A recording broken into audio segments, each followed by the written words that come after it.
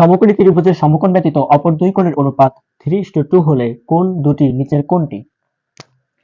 এটা হচ্ছে আমাদের সমকোণ, এই কোণটা সমকোণ, এটা 3, এটা 2।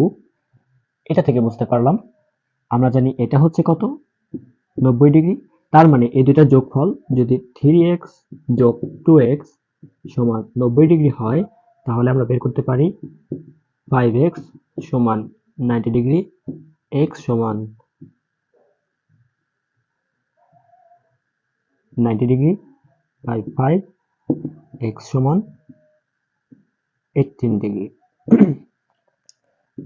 3x, x এর পরিবর্তে 18 সমান হয় 54, 2 ইন্টু 18, x এর পরিবর্তে 36 ডিগ্রি। তাহলে আমাদের সঠিক উত্তর হবে ঘ নাম্বার। এমন সকল ইম্পর্টেন্ট ভিডিও পেতে follow this page, share this video.